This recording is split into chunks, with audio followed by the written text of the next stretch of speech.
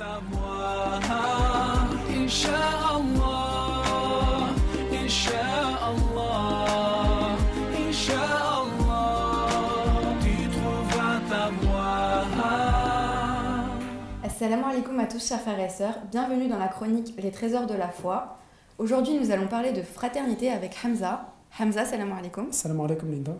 Alors Hamza, pourquoi la notion de fraternité est primordiale dans la communauté musulmane? Alors la notion de fraternité est primordiale dans la création de l'homme tout d'abord. Lorsque Dieu a créé Adam, il a créé Ève immédiatement après. Et ensuite, tout a commencé dans un couple, par le partage, par la complicité, par l'accompagnement dans une vie et la sérénité qu'on retrouve chez son partenaire. Ensuite, cette notion de fraternité, cette notion d'appartenance à un groupe, on la retrouve dans la pyramide de Maslow. Pour ceux qui connaissent, c'est une pyramide qui symbolise les besoins de l'être humain. Le premier des besoins, c'est le besoin physique. Le deuxième, le besoin de sécurité. Et le troisième, immédiatement après, c'est le besoin d'appartenance. Bien avant le besoin d'estime de soi ou d'accomplissement de soi. Donc l'être humain est déjà paramétré pour accepter, pour s'intégrer à une communauté.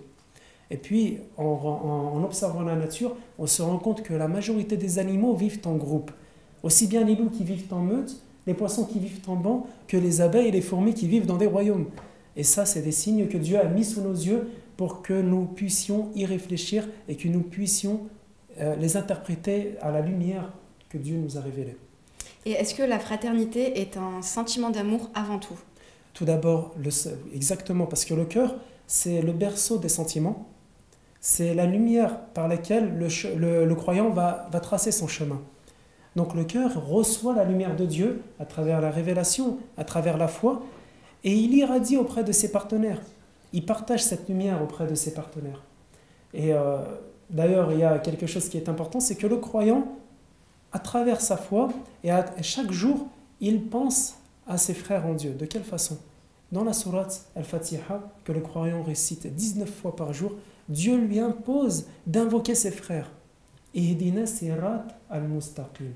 Il lui impose d'invoquer pour lui et pour ses frères la guidée. Guide-nous sur ton droit chemin.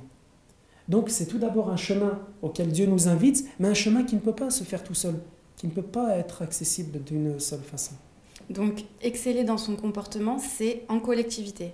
Exactement. Et d'ailleurs, le prophète, que la paix et la bénédiction soient sur lui, a dit dans un hadith, vous n'entrerez pas au paradis tant que vous n'aurez pas cru.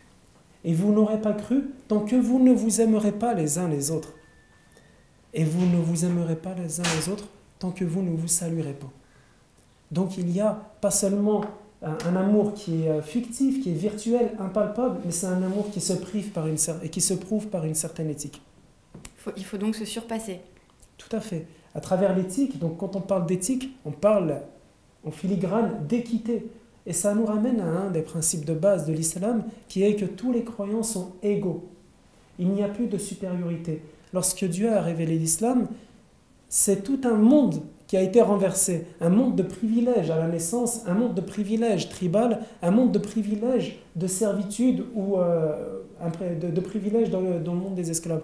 Et lorsque le prophète sallam nous parle de la communauté, il utilise ces mots. Vous êtes tous égaux comme les dents d'un peigne. Seule la piété vous différencie. Des mots qui sont repris par Dieu. Inna akramakum indallahi atqakum. Certes, le plus noble d'entre vous est le plus pieux.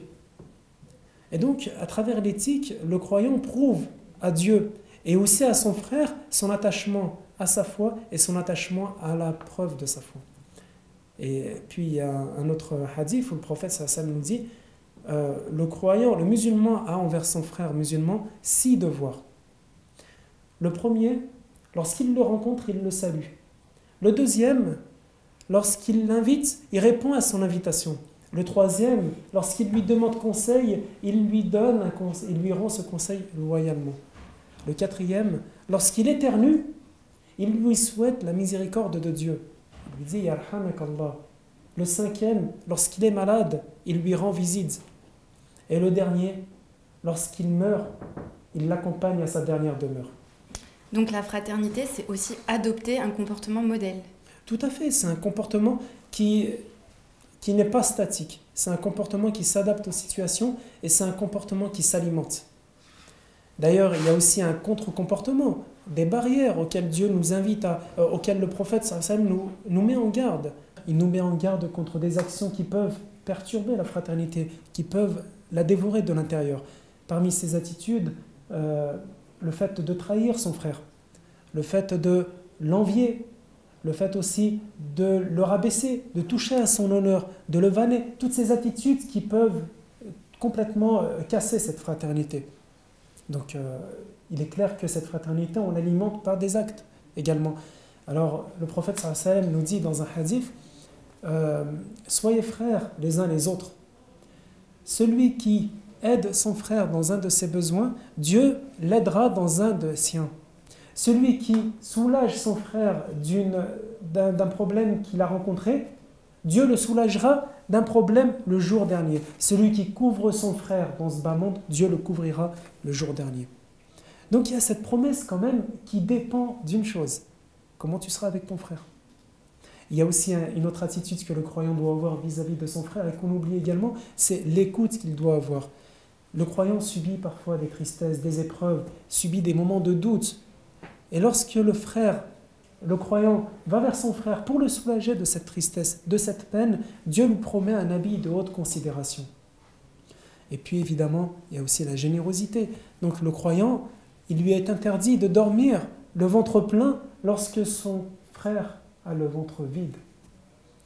Donc tout ce lot d'attitudes, toutes ces voies du bien auxquelles le croyant est invité à participer, auxquelles le croyant est invité à s'investir, vont nourrir cette fraternité et vont nourrir cette communauté.